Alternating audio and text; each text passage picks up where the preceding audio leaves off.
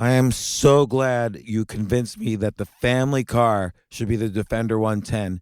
It is so beautiful inside, it's so comfortable, and it just feels indestructible. Yes, it really is. I've been waiting a long time for the new model to come out. The Defender 110, I'm telling you, it's my favorite car of all times. It's my third one. You know, I have stories of going off road. The guy managed the group. He was like, "What are you doing in this beautiful car?" I'm like, "I'm going off road." He's like, "Are you sure? Because you can use one of ours." And then they look like Mad Max cars. I'm like, no, we're going to do this. And he was shocked. Wow. Well, it's great because the Defender has been reimagined for 21st century adventure, and its unparalleled off-road ability as well as its robust interior are invaluable whether you're headed towards uncharted territory or just a weekend of exploration. The Defender 110 tackles challenging surroundings with absolute confidence. The SUV conveys strength outside and in, featuring peerless technology like an intuitive driver display and an award-winning infotainment system. That's my favorite part, to keep you connected no matter where the journey takes you. Adventure is unique to everyone, and so is the Defender. Choose from the two-door Defender 90, the four-door Defender 110, or the larger Defender 130 with the ability to seat up to 8 passengers. You'll find uncompromising performance in all three. So pack up and go even further with the Defender 110. Learn more at LandRoverUSA.com/Defender. These days, we're all investors, trying to be smart with our money despite our worst impulses. But at iShares, we believe that deep down inside of every investor is a better investor. One that's just waiting to be let out. Explore iShares ETFs and insights and let your best investor out. Visit iShares.com for more information.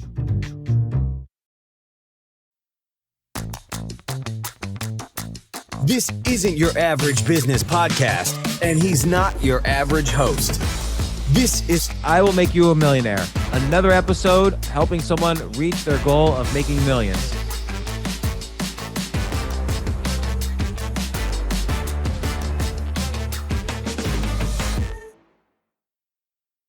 Today it's all about James Quandahl. He just came back from the Expo. Yeah. So when we talked last, we kind of went into the different project I was working on, and one was the Amazon business. And I talked about the opportunity that was coming up later that month in Philadelphia for the largest natural health conference that's gone on for like a year or almost 2 years. And James, I want to stop you for a second. I just want to summarize, like we went down a bunch of different paths. We had lots of ideas. So there's a couple of wheels like Christian thought and of course your expertise as an Amazon seller ninja. You help brands set up their stores on Amazon, particularly smaller companies. You help them set up their stores on Amazon, which is Jay and I found out when we tried to sell my merchandise, very hard to do often. And we could have used someone like you to help us back then. Initially, you didn't really seem to like the Amazon seller business, but I think we weaved our way through that to figure out a way you would enjoy it. And I do think what you're doing or going down this path, whether it's as an agency or building a product business around this or whatever, is the fastest way for you to make $1 million, which is think about it in terms of agency, but along the way, we'll see what other spokes arise, like maybe software product that automates part of the process or doing your own Amazon seller store or whatever. But for now, it's profitable. Once you build an agency with enough long-term recurring maintenance clients, you can easily sell that and you own 100% of your business. So it's all good. Yeah. And the parts that I didn't necessarily love about the business are parts that we kind of determined if I brought in people to help me, they could do those parts. But the Natural Health Conference by New Hope Media was in Philadelphia at the end of last month. And right after we talked that same day, I booked plane tickets and hotel and signed up for the conference. And it was a big investment, an investment I haven't made in this business before. And then in preparation for that, came up with the company name, came up with the brand story, came up with mission, came up with the services, came up with everything in anticipation of going to that event and it sort of being the launch of my Amazon agency as a professional versus just kind of doing it on the side. So right, and you sent me this document earlier today. The name of your company is Craven Street Marketing. How did you choose the word Craven? Well, there's actually a street down in South Carolina. It's one of the, it's a very historic street. Some of the homes on there from the early 1700s, and it's Craven Street, and it's often voted one of the most beautiful streets in the South. Okay, good. And then you sent me a document that says who we are, what we do, why right now. So, okay, the who we are, the what you do is, it's you help natural product brands tell their story on Amazon, discover and engage first-time customers, and sell more products. That's fine. I feel like what I really want to know. So you wrote who we are, what we do, why now. So the why now is the important part right now for a second. So you say Amazon is the leading search engine for online shopping. 89% of buyers report they are more likely to buy on Amazon than other e-commerce sites. I think the important there is to know that something like 89% or 70% of buyers report they would rather buy on Amazon than the company's actual site, even if the company's products are cheaper than what they sell on Amazon. That's exactly what that survey from Feedvisor said. Like, they want to buy from Amazon, even if it's available on the brand's website. Yeah, I would even say that. I don't think you say that exact thing. Okay. That's actually, that convinces me I don't even need a website. I just need an Amazon seller site. Yeah. The downside for companies is they don't own the customer then, but there's ways to do the sale where you can get the customer, to sign up for an email list that has offers and so on if they like your products. Okay, why right now? In the first quarter of 2021, more than 283,000 new sellers signed up to sell on Amazon. Competition on Amazon is heating up, and you want to get in, so you're in the game at least. Exactly. I think also a little bit more important is why right now? Well, during the pandemic, Amazon basically dominated e-commerce, right? Yeah. Everybody changed their habits during the pandemic. You weren't allowed to go outside, so people stopped shopping in stores and they started shopping on Amazon. Like, I would be interested to know how many new people signed up to Amazon during the economic lockdowns, and a good percentage of those are permanently new customers on Amazon. So that's where your customers are. And it's only right now that all of your customers just move there. Like, a big problem for cities, and I'll take New York City as an example, and this is a conversation I had with several of the mayoral and comptroller candidates in the last election in New York City. What's called the velocity of money in New York City has gone way down. So the velocity of money means if I spend $1 on a coffee in the city, the coffee person will spend $1 in the flower shop will buy a newspaper. The dollar circulates in New York City, so the velocity number is higher. But what happens is during the pandemic, the velocity went to zero in all the cities and everywhere else. If you get paid $1, it goes straight to Seattle because you bought it on Amazon now. So Amazon just like scooped up all our money and all the money of cities during this lockdown. And so that's the why now, really, is that's where the money is. That's where your customers are. Companies are starving because they're not making use of Amazon. So I would be a little bit more urgent. Yeah. And the stat on that is 50 million new people joined Prime during 2020. Oh my gosh. Why isn't that on the why right now? Yeah, well, I just looked it up because you were suggesting it, but it's over 142 million members now. Wow. I mean, if I wanted to sell like makeup, I wouldn't go to like a men's retreat, for instance. I would go to where women are. So all the customers are on Amazon. Yeah. 50 million new people. That you got to be kidding me. That's like the world. But by the way, I think this is great that you went to the conference. I want to hear more about that. And you said it was a big investment. It is well worth the investment to always go where the customers are. It's not like you're making stuff up here. It's not like you have a product that you don't know if you could sell or not. There is demand for people to set up Amazon stores. You know it because you have testimonials as well. You have customers, you have testimonials, you have an ongoing business. You've been doing this. Maybe you didn't formalize it as a business, but that's okay. You built the expertise, and it's not like you have to find demand. You're going to the conference where there's actual demand for your services. There was about 750 natural product brands at this conference. And their goal there is primarily to get into retailers. So there's people from Kroger walking around, from Whole Foods, from Walmart, from all the small mom and pop health food grocery stores.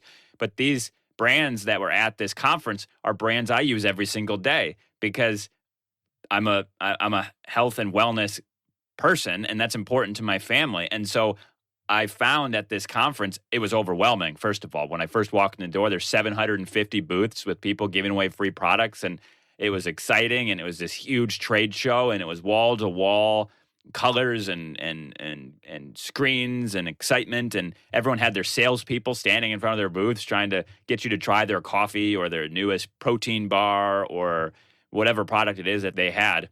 And by the way, I did run into Bill Glazer there with his pork rind snack. So I finally he sent me a message. I did end up meeting him again. Shout out to our first conversation we ever had on the show.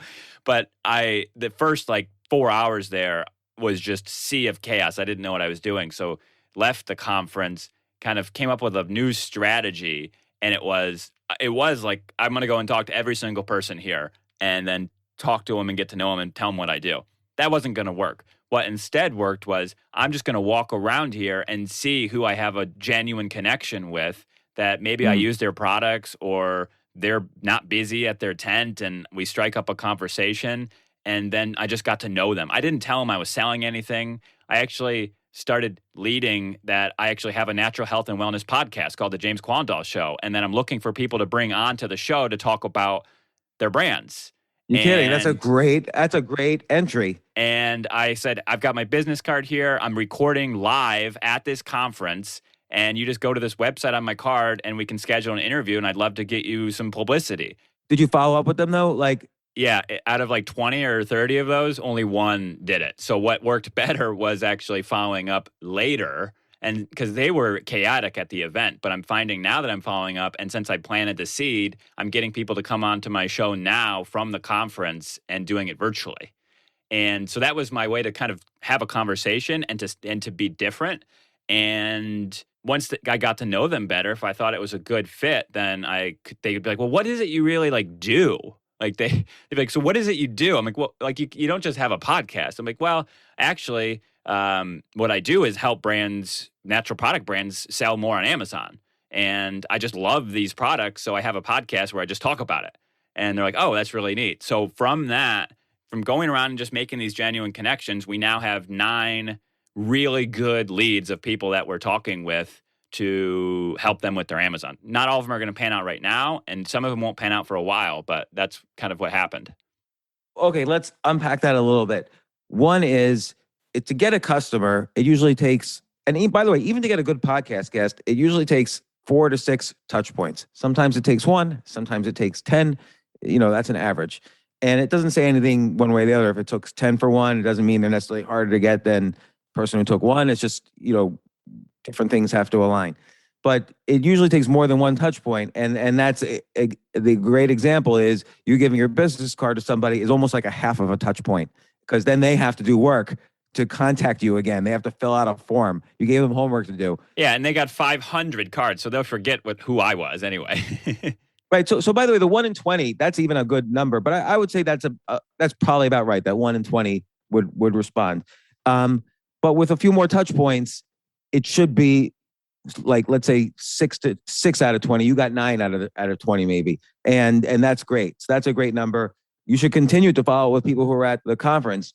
So that's really exciting. So did you feel good about the conference? I loved it. After I came back with a game plan for the second half of day 1, it was a 3-day event. I felt fantastic because I just made it fun, and I just was myself and went and kind of geeked out on products that I love and was like, oh, this is the coconut oil I use in my house. It's so cool. I love your stuff. And the lady's like, oh, well, we have a new one coming out that's like this. I can send a package of it to your house. I'm like, oh, that'd be so great. And I'm like, by the way, we order your products on Amazon. I'm actually a subscriber. You could do a lot better on there and actually reach even more people. She's like, whoa, well, what do you mean? I'm like, well, I'll tell you what, I'll record a video of what you could do and send it over. And she's like, well, why would you do that? I go, because I love your product and I just love helping people that have good products. And she's like, that is so great. And so that was kind of how those connections were in the second half. How many videos did you do altogether when you got home? I haven't done any yet. Okay, well, that's the next step. But let me ask you a question. Let's unpack a little bit more. So I got your document. So after you came home, you were excited. You were going to get potential clients. Now you have 9 potential leads for clients, which is great. And I think we'll talk about numbers in a second. But You got excited, you named your company, and you wrote this document, who we are, what we do, why right now. But what you forgot is, why am I?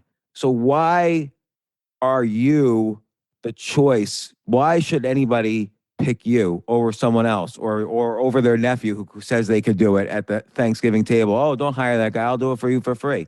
Why you? Yeah. And that's really important. Like when you say what we do, there's an opportunity to answer the question, why us? But I feel like, and by the way, this is a great document. Like it's good, but I feel like this is a little, this what we do is a little too straightforward. Everyone that you're competing with says the exact same thing. James Altucher, Amazon Media Group, helps natural product brands tell their story on Amazon, discover and engage first-time customers, and sell more products. We have a long-term strategic vision, blah, blah, blah, blah. Why you? Well, you just started telling me you only work with products that you personally use and are excited about. Yeah. Before you even do 1 second of work, you send a video describing all the ways they can improve their store if they already have one, and you don't even charge. They could keep that for free even if they never talk to you again. Yeah. You're a specialist in a particular domain. There's probably evidence somewhere that that does better than a generalist in, creating Amazon seller stores. You know the customers. All your clients are in this domain. So you know how to reach the customer base. And you have testimonials, but I would even document success. Like all of your customers notice a 20% increase in sales or whatever you could document and do. Yeah. And even like we were just talking about the why now. What I read was really good. Okay. But I still didn't get the feeling of urgency. Like you have to be able to express in your elevator pitch, in a few seconds, basically why, if you don't do this, you have a chance of going out of business. Now, you don't tell people that, but that's the impression you have to leave them with. Like 50 million new people have changed their habit and are now buying all of their natural products on Amazon. And I built the stores of many of these companies in this space. You're not doing what you need to be doing for these 50 million new people, for the entire country that's now changed their habit and are buying on Amazon. So I love your product. I would hate for you not to have put your best foot forward on the one place where people are buying. That's urgent. So the why me and the why right now are really important. Yeah, and you great. did a good job with what you wrote. You can make a website, you could fill out all the basics of a business, but the basics of a business is not a great business. It's a basic business. Yeah. And I have a basic business now. I want to have a great business. Right. And like, it's good that now you have like a fire under you. You've given yourself permission to do the things that were out of your comfort zone, which was namely one, which was delegating. Very important, even if it costs money. And you only delegate when you really need to and want to, but it sounds like you were at that point. Anyway, number two, going to this conference, even though it was a little bit of an investment, if it cost you, let's say $3,000 to stay at the conference for, fly there, it probably cost you a little less, but whatever it costs. If you just get one client out of it, that makes up the $3,000. That's what I realized when originally it was like, all right, what's the goal for this conference? I think on the last show we were talking about like, oh, well, you didn't want me to set a specific goal, but you're like, let's try to get 20 clients for the business. I'm like, all right, let's find 10 people or something like that. And then I realized halfway through that first day, if I just got one person from this, it would more than pay for this conference in 1 month. And that took a lot of pressure off. It just made it so I could just have fun and be myself and just talk with people there. And right. And you have a sense that you're going to get, if I go to a conference and I have a business like yours and I go to a conference for businesses like your customers, if you talk to 20 people, you're probably going to get at least one client. That's a good ratio, 20-1. And if you have 9 potential leads now, you're safe. You're done. Now, if you spent that $3,000 on a billboard, that's a little more speculative. You don't know if you're going to get any clients out of that. Like they're just driving by, they see the phone number, they're not going to remember. So this was $3,000 well spent. Very targeted marketing for an agency business, particularly when it's beginning, is ideal. Later on, you can do more like, buy a sign in an airport or the back of a taxi cab or whatever. But what you did was perfect. And so there's this was called Expo East, and there's an Expo West that's twice the size of this one. And so now this was like a dry run for that, and that's in March. And so going to be going to that as well. And now I have a completely different playbook of what to do at the event. And actually, I was talking to this gentleman from a Haitian organic coffee company. He said sometimes it takes 3 or 4 or 5 conferences or 3 or 4 or 5 years of him seeing a buyer at a conference, of them trying his coffee and saying they like it and taking his card and saying they'll be in touch before that Whole Foods or Kroger buyer finally pulls the trigger and brings them in. So it's just about being there and being present. Yeah, that's the 6 touch points, right? When he says 4 or 5, he probably means 6 to 10 because he has to call them back and he has to meet them and do the deal and so on. Like 4 or 5 to just get them interested enough to say, okay, let's order. But then he has even more meetings to kind of seal the deal. But what's the statistics about DTC, direct to consumer now versus Kroger's? Kroger's, or I'm using Kroger's generically. It could be Walmart, it could be Target, it could be Whole Foods. They do harsh deals, particularly with beginning customers. The margins are very slim for the customers, but products often think, oh, I got Kroger's, I'm going to start selling, worldwide and make a ton of money. Direct to consumer is the most profitable, and that's the Amazon seller store. So if they want to make a profit while they're busy, taking all the time to sell their Kroger's, they still need to make money. And Amazon seller, you want to build the brand in Kroger's so that everybody switches to buying from you on Amazon because you make more margins there. Exactly. And that's what happens. That's how I shop. If I'm at Kroger and I see this peanut butter on the shelf and I absolutely love it, I don't go back to Kroger to buy it next time. I just buy it on Amazon. You met Bill Glazer at this thing, and we've talked to him before, and he's a great guy. He's a really great guy, a great CEO. By the way, we're talking about the CEO of Outstanding Foods. He's been on the podcast, and also by coincidence, James Quandahl, on the first podcast James and I did together, I had you talk to Bill. Yeah, that was my second podcast interview ever with a guest. And you just ran into him in person. I haven't seen him in person in 2 years. And Outstanding Foods, they're expanding to, all these different stores, all the outlets you mentioned. They're in thousands and thousands of stores. And that they just started a couple of years ago. But I don't really find it here, but I just remember thinking their direct to consumer sales are just through the roof. So I would get some statistics about DTC sales and margins versus, and particularly margins on Amazon versus margins when they're at Kroger's or Whole Foods or whatever, because that's another part of your why now. Yeah. And I would really think about the why you. That's really important. Again, it's the difference between the basics and greatness. Is who are you? Why are you? Why now? Those 3 questions, whether you're writing a book, a screenplay, or in some sport, or you're a comedian, what's your personal voice, for instance, or you're doing a company. Yeah. Those are the questions, not only for your marketing materials, but that builds in your mind a vision, and your customers will buy into that vision as opposed to hiring the generic company. We build Amazon stores, hire us because we're cheaper. Like, you want to build a vision that people live for. And it's so much easier for me to determine who's a good fit as a client when I have this document. I know who's a good fit versus everyone that reaches out and it just might not be a good fit for my skills and my passions. When you put it that way, it's even stronger because, and I don't know how you express this literally, but if you're kind of deciding whether to take them as a customer, that puts you in a much better situation. Well, that's actually how it's been through this podcast and other ways. I get a lot of people that reach out that have other products that aren't natural products, or they're just not products I don't believe in. And like, would you consider that? I'm like, well, I really only do this. Like, this is what I love to do. This is why I love to do that. And so, no, I won't. But here's maybe someone that can help you that works with that. I love that. And when you recommend someone else, do you know them personally when you recommend the other company? Depends on the type of work that needs to be done. And sometimes I actually even say that they shouldn't go on Amazon. It's just not the time for them to go on Amazon yet. Well, when you refer them to another business, what I would do first is I would call the salesperson, the head of sales at the other business, whether it's a large agency or a small agency. And you should say, listen, I have a small agency. A potential customer of mine has contacted me. He's not a right fit for my company, but I like the work you guys do. Would you be interested in talking to them? Do permission networking, and then you make the introduction. Don't just refer them to the other company. Get permission from both sides. and then you make the introduction. I love Why that. do you do this? Yeah. And the reason is, by the way, this might not make you more money or less money because you're still just sending them to the other company and you have to do a little bit of more work here, but you're building your network.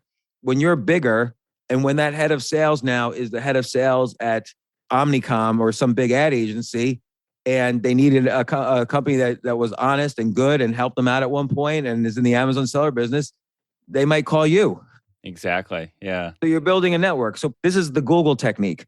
So Google's entire business is to refer people to other websites. Okay. Google literally says, don't use our website. You're interested in motorcycles. Don't use our website. Here are 10 motorcycle websites that you should go to. So, and by the way, the first 3 paid us to say that.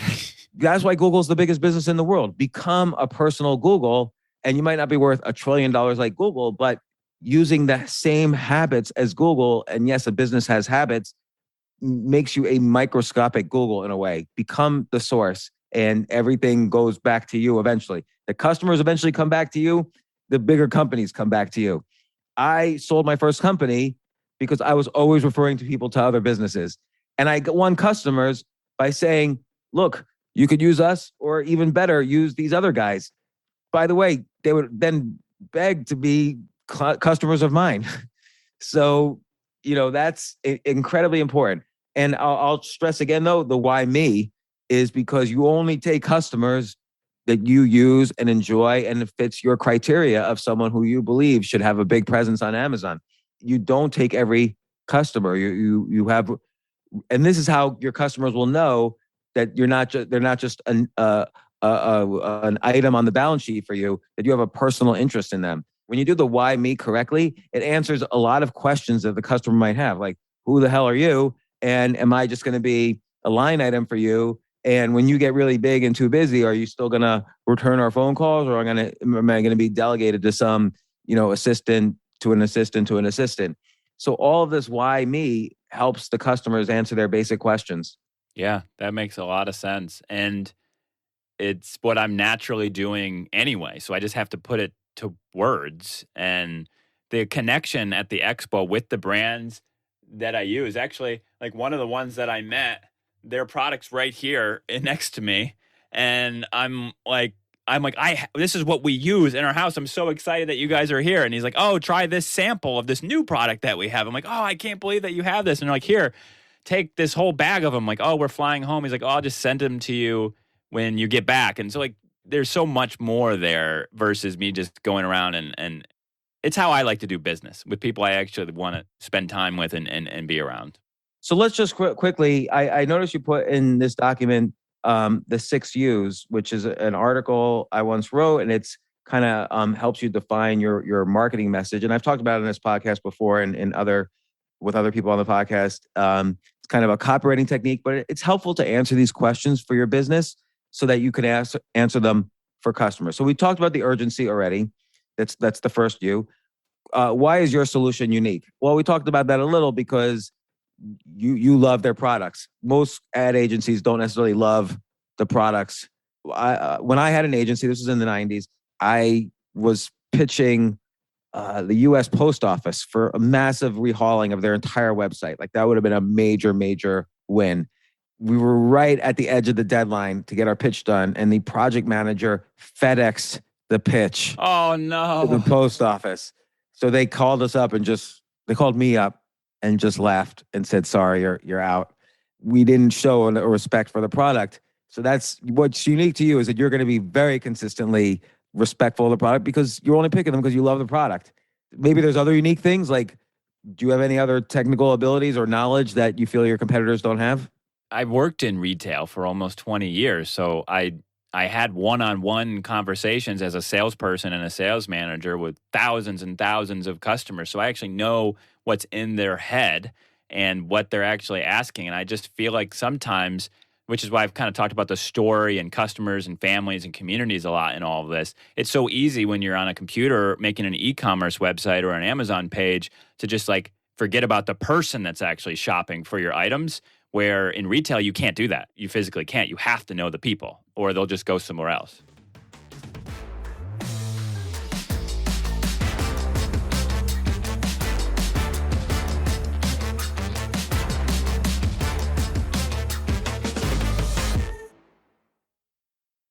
Oh my gosh, I love these clothes. Mizzen and Main. That's Mizzen and Main. It really is the most comfortable work clothes.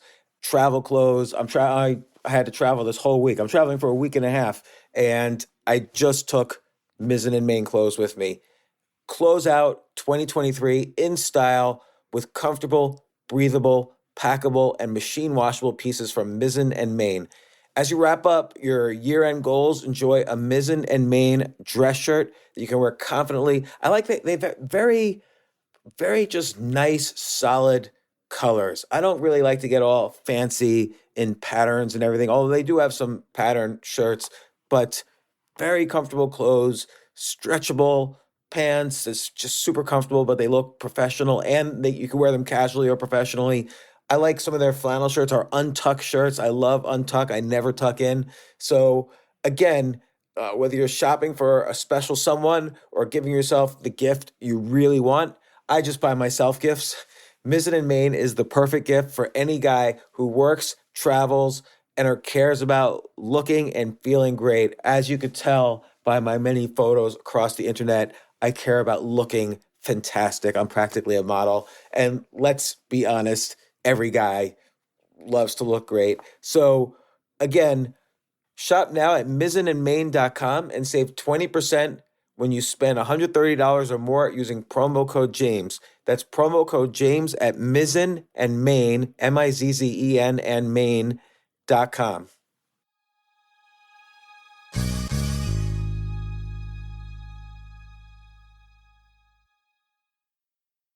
You know what I love about fantasy sports is that even though I'm not going to be a great basketball player or a baseball player or a football player or whatever, I feel like I get to participate and make decisions and use my knowledge of these different leagues or these different sports to compete. So it's like I can pick my team or I can pick my favorite players and I could use my knowledge to make predictions and maybe even make money. So with the basketball season here, you can now pick combo projections across football and basketball from the Specials League on Prize Picks. This is a league created specifically for combo projections that include two or more players from different sports or leagues. Want to play alongside some of Prize Picks' favorite players like rapper Meek Mill and comedian Andrew Schultz, who's also been a guest on this podcast, and I've been a guest on his? You can now find community plays under the promos tab of the app to view entries for some of the biggest names in the Prize Picks community each week.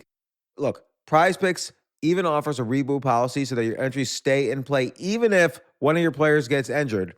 For football and basketball games, if you have a player who exits the game in the first half and does not return in the second, that player is rebooted. Prize Picks is the only daily fantasy sports platform with an injury insurance policy. What? So I love playing it. I love anywhere where I can use analytical ability with my interests to demonstrate some skill and maybe make some money. And I like the game-like aspect. I do wish they had chess as a category on prizepicks.com, but I'll settle for what they've got. Maybe I should make my own fantasy chess league. But in any case, I love Prize Picks. Go to prizepicks.com/James. Use code James for a first deposit match up to $100. That's the easiest $100 you're ever going to make. So that's prizepicks.com/James and use code James. Daily fantasy sports made easy.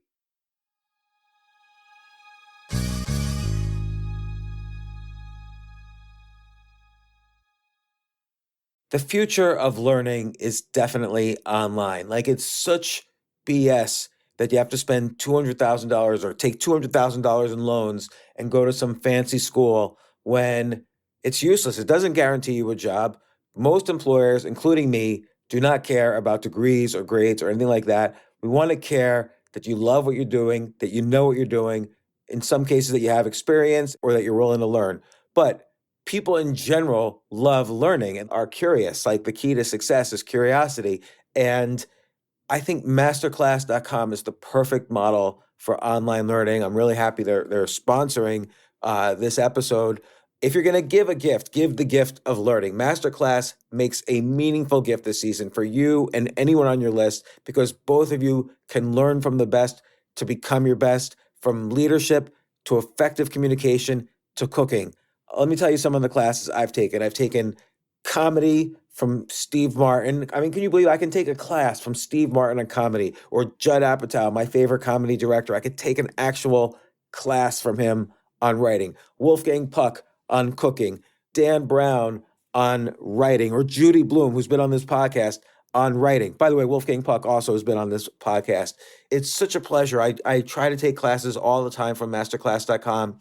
And whether you're watching Masterclass on TV or listening in audio mode in the app or on their site, the quality speaks for itself. It's like these Masterclass instructors are your own personal mentors that are going to help you reach the next level. How much would it cost to take one-on-one classes on comedy from Steve Martin or on chess from Gary Kasparov? You just wouldn't be able to do it. But it would cost hundreds of thousands of dollars. With a Masterclass annual membership, it's $10 a month. Memberships start at $120 a year for unlimited access to one-on-one classes with all 180 plus Masterclass instructors. So it's not just $120 for one instructor. You get all 180 plus Masterclass instructors. Boost your confidence and find practical takeaways you can apply to your life and at work. And if you own a business or are a team leader, use Masterclass to empower and create future-ready employees and leaders. That's the real education in today's world. So this holiday season, you can give one annual membership and get one free at masterclass.com/JAS. JAS, of course, stands for the James Altucher Show. So right now you can get 2 memberships for the price of one at masterclass.com/JAS. Masterclass.com/JAS. Offer terms apply.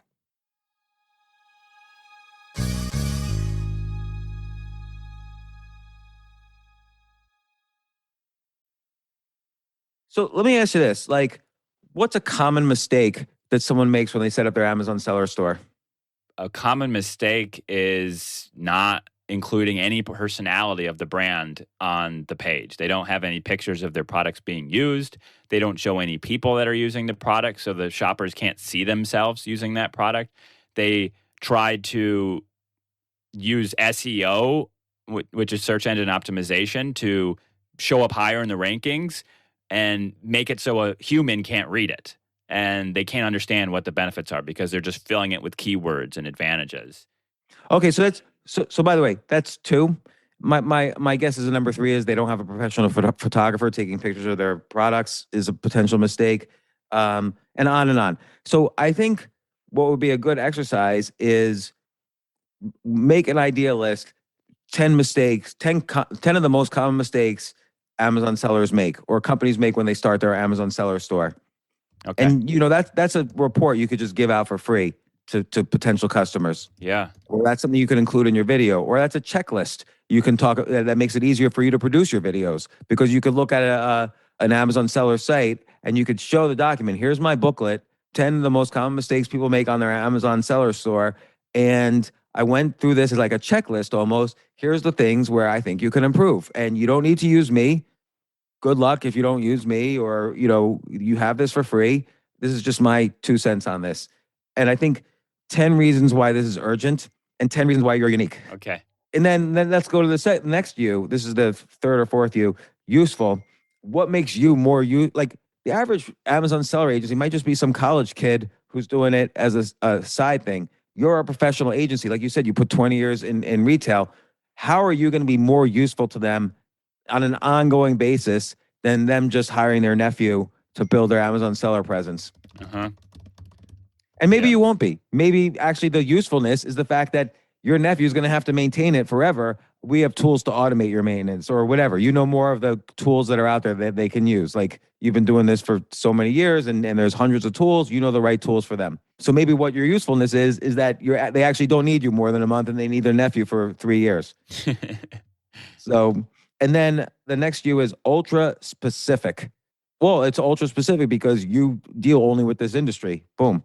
User friendly. It's like you said about SEO. People don't understand the importance of making and how to make the Amazon seller experience and buyer experience more user friendly.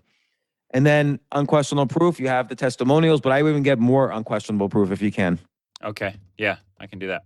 But some of these are like idealists, like 10 reasons why I'm more unique and 10 reasons why there's urgency. And some of them you just have to think about.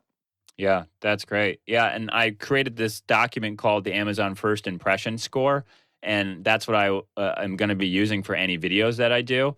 And actually, I did one for the listener of this podcast who had a product on Amazon. He said, "Hey, my sales have slowed down. Like, like, do you have any ideas?" I recorded a video in 10 minutes and talked about everything he could be doing differently.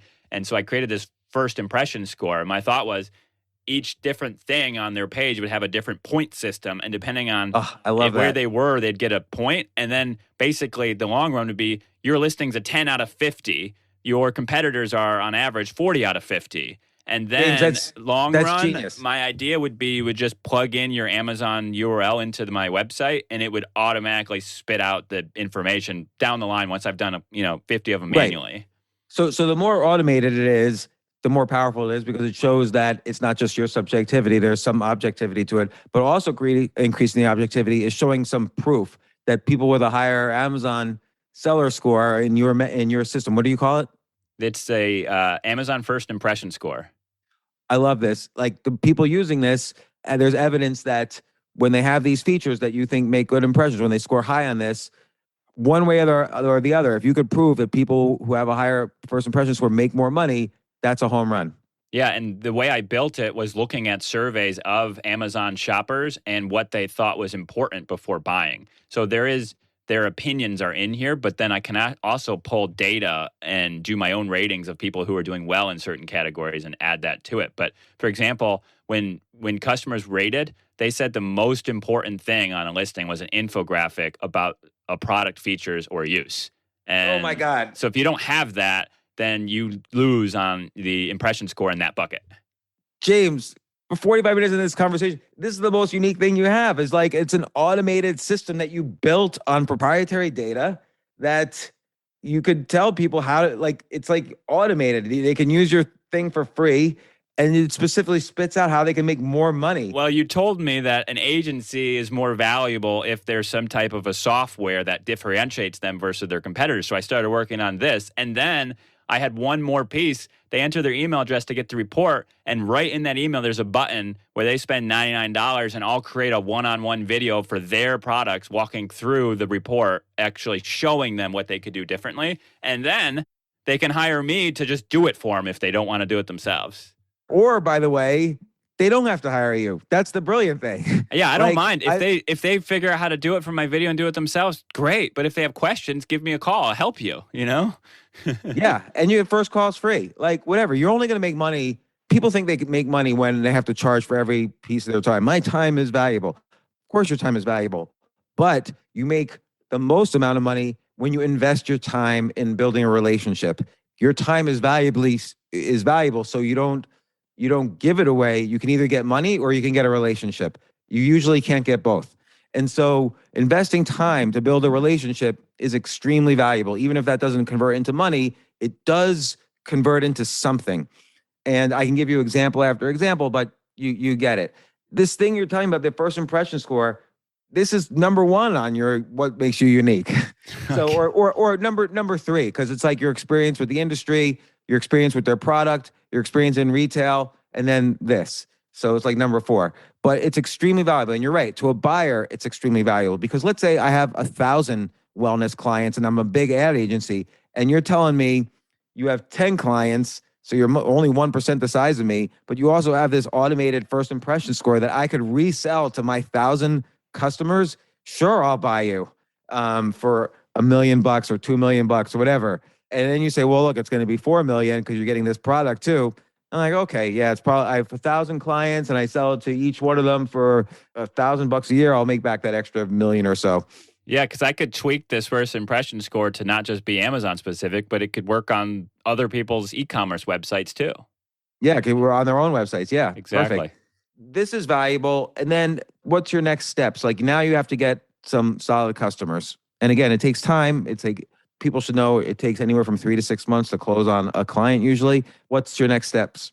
The next step is continuing to nourish these 9 great relationships that I started at the conference and try to continue. I'm talking to one of them on Friday, actually, this week. The reason we struck a conversation up right away was this person was actually on Shark Tank, And I said, I saw you on Shark Tank and your product. And I'm like, I can't remember. Like, did they invest in you? He's like, no, they didn't. I'm like, oh man, that's such a shame. Like, your product's so cool. And then like we built this connection. But so that's sort of where I'm at now, is just following up and continuing these conversations in just a very genuine way. I love it. And you're going, when's the Expo West? That's in March. Okay. So I want to have all this. I want to have the first, I want to close. I want to continue to get clients in the meantime, but really this Expo East was a dry run. I learned unbelievable amount doing this, like just being uncomfortable. I was very nervous to do this. I was very nervous to record the podcasts in person. And I just did it. I've been putting this off. Like when I told you about the conference, you're like, well, duh, you need to be there. I'm like, yeah, I know. I've just been like putting it off. Yeah. And yeah, I think getting out of your comfort zone is really important, because if you do what you've always done, you'll get where you always are. And let me ask you a question. What you should do also is include all of your prior experience with this as if it was part of your business, because your business really started not when you incorporate, but when you start performing the service for other people. And so I would say, if someone says, well, do you have any clients? Yeah, I have. I don't know how many seller stores you've done. How many have you done already, James? I've done 12 or 13, like ongoing maintenance of them. So I have 13 happy customers already. And I can send you some testimonials, or here are some testimonials, and just include, that's all part of Craven Street marketing group. So sometimes I incorporate a business the day before I sell it. Like, it doesn't really matter when you officially call it a name. What matters is when you start, how much experience you have when you start doing the service. So that's what people are really asking. Not asking like, or were they legally your business's customers? They're not asking that. They're asking how many happy customers do you have?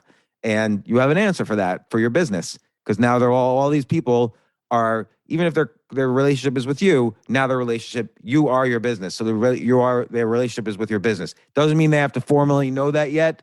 Give that time, but assume that's all been part of your ongoing business. The other list, I'm writing down the next steps. The other list that we spoke about. The reason that I'm so keen on making a list of 10 mistakes people usually make on their seller store is because this will be like almost a checklist for you when you're talking to people. I'm writing down some of the next steps. So these 10 mistakes, the other list that we spoke about the urgency, really think more about why me and do a 10 idea list there. The first impression score, I would make a logo for that. So this way you have a trademark and it's a proprietary system, and think about automating that or writing about it. I guess list what are the industry publications, whether it's Amazon Seller or Wellness or whatever. If it's for a wellness website or whatever, you could write your 10 mistakes people usually make on their Amazon Seller store. You could write an article about that. Actually, I made a connection at the conference because I was recording that podcast in an open space in the coffee shop in the conference hall. I talked to one of the directors, who then gave me a card and introduced me to their PR people, and then whom is now talking to their content people about me actually making this an ongoing podcast for them, where I interview people that are part of their industry newsletter. It's like an internal podcast for this conference that's ongoing. So think about what that means for your business. It's a free ad that you would have paid thousands of dollars for, but actually, it's win-win-win. It's win for the content creator, it's win for you, and it's win for the customers, and nobody spends a dime. Yeah, and they saw me. They saw my passion for this industry, which can't be faked. You can't fake that in person, that you actually love something like this. And so they saw me in the coffee shop recording an interview. And the interview I did was on a substance called astaxanthin, which isn't the most exciting thing in the world, but it was really fun because the person I brought on knew everything about it and how it could help people and made it really exciting. And then I put it on my podcast, and I was like, oh, this isn't going to do as well as a normal podcast episode. It was one of my best episodes to date, which shocked me. So obviously there's people that want to learn more about this type of stuff, about these types of products. Definitely. So I put a little list of some stuff. You put all other stuff in this document. For anybody listening, this is kind of an excellent step-by-step guide to how to set up an agency. And I would say the agency business, it's a difficult business if you don't like dealing with clients. But if you don't mind dealing with clients, like if you love your clients, which many agencies do, and many successful ones, this is a great way to make $1 million. And I'll tell you why. It's because it's profitable from the get-go. You don't take on a client unless it's a profitable client. So it's profitable immediately as opposed to many tech businesses.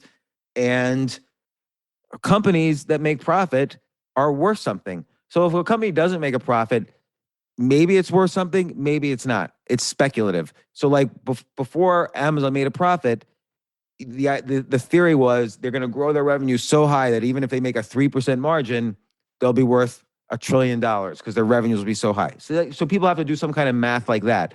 But when a company's profitable and growing, that math is much easier. Oh, you make $1 million a year, and you're growing, you're probably worth between $10 and $20 million. It's just straight math. If you want to build a $500 million business, you have to keep growing an agency business until you make like, 50 million in profits per year, roughly. But if our goal here is, James, we're going to make James $1 million as fast as possible and as easily as possible. This is the fastest way to do it, particularly with your experience, James, already in building these stores. You have an ongoing business already, so you don't want to ignore what you've already done. If I call you right now and say, hey, I want to create an Amazon seller store. I have like 50 things. It's all natural. How much do you charge me? So, and you're already on Amazon. Yeah. So right now it's either $5,000 a month or 5% of sales, whichever's greater. I don't like the 5% of sales thing so much, because unless you are able to get like documented proof of their sales and stuff on Amazon, and also maybe they don't really focus on Amazon or they don't care. And so you're kind of going to do a lot of work, but you're shortchanging yourself because they're not fulfilling their side of the relationship. And is $5,000 a month, does that seem just right for your customers?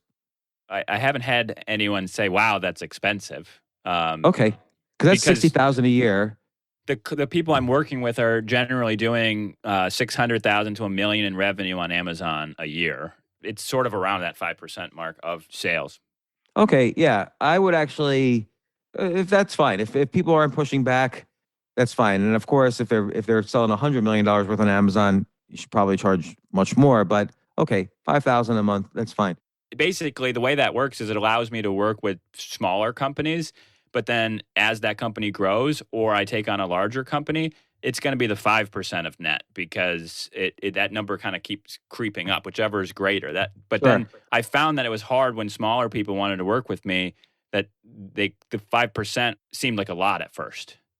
So that's great. So let's say you get 10 clients.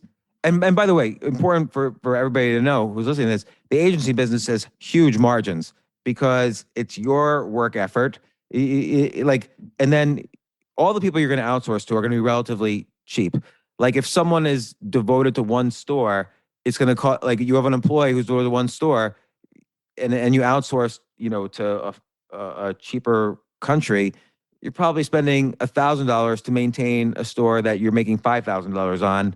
So, it's $4,000 in gross margin per month. So that's agencies are very profitable businesses, particularly if you can outsource some of the cheaper stuff. Well, and there was a customer I started working with in January of 2020 that had about 60 SKUs on Amazon, and they were doing about $25,000 a month in revenue. 1 year later, after working with me, they were doing $125,000 a month on Amazon. Is that in your testimonials? No, I didn't put that in there. As silly All as right, it that is. seems like a pretty good one. Because I picture myself, I'm only doing X. He's telling me I could do 5 times that. That's amazing. And so for that client, it was $3,000 a month and 3.5% of sales. It was actually both. And so obviously you go from $20,000 a month to over $100,000 a month. Okay, this seems like a bargain. I just made my business grow by 5 times. That's great. So let's say on average you have 50% margin. Okay, I'm just making that up. If you get 10 clients, that's $300,000 in earnings per year. Now let's say you pay yourself a salary of $100,000. So that's $200,000 in earnings per year. Okay, now normally that would all go to you, so really your salary is much higher. But let's say you're ballparking what a salary would be because a buyer would do that. So you make 200,000 in earnings a year. Okay, that easily is sellable for $1 million, and then throw on just 5 times earnings. By the way, which you could get 2 million if you just double the next year. You could get 4 million if you double the year after that, and it's not so hard to do in the early stages of a business. That's essentially how my agency built up. Was we just doubled or tripled every year because when you're beginning, it's easier to double.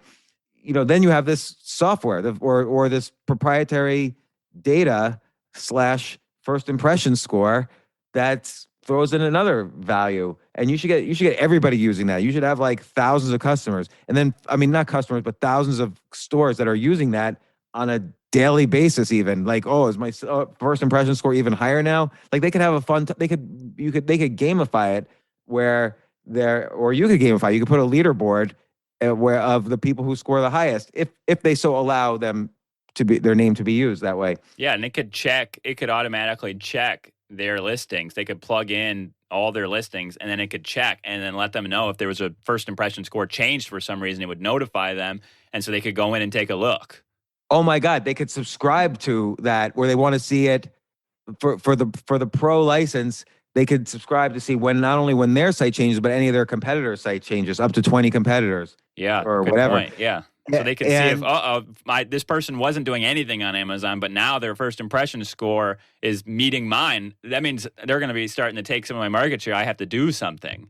And let's just say 10,000 Amazon sellers are using this. Well, then when someone really needs help, who are they going to call? The nephew, or they want to brag to their friends? Hey, I'm using the agency behind the first impression score. That's my guy now.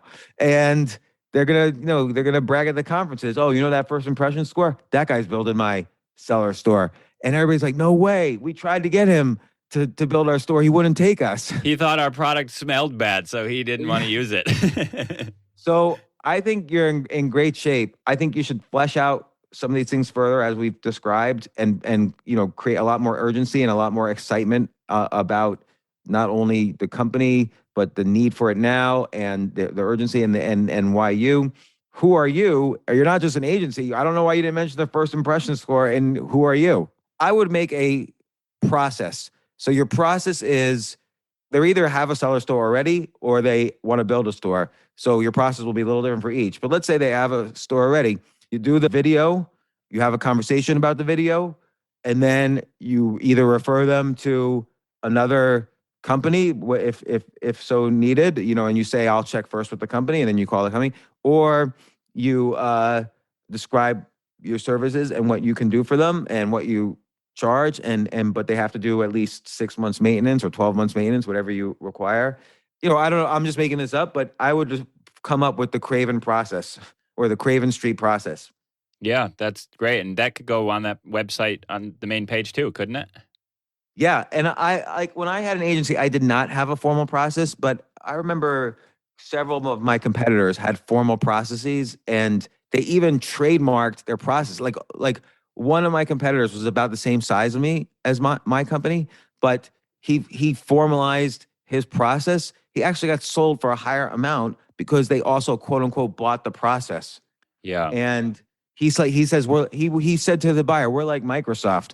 And I don't know why that was convincing to them, but they paid for the process because it was a proprietary trademarked process. Yeah, that makes it seems like you could continue doing what you're doing if there's a process that's already written out and determined. Yeah. So I love this. So let's talk in a few weeks and see how you're doing with closing the different deals and doing what we talked about here. But I thanks for coming on the show, because I think this is great for people listening to understand a lot of the subtleties and nuances of building an agency business and then making money off of it. And then later, of course, we'll talk about how to sell it. There's a lot of subtleties to that, but this is great. Yeah, and what's most interesting about this is if you ask yourself what it is you need to do to grow, it's probably the thing you're avoiding and you're afraid to write down. At least that's what I learned when we talked last, was the things that we talked about that I was afraid to do or didn't want to do. That was what actually needed to happen. So the answers maybe. Yeah. So this is great stuff, though. I'm really happy and impressed. And let's talk in a couple weeks, James. And then, let's try to fit in a game of chess or two in the meantime. Yeah. Thanks, James. Thanks, Jay. This is great.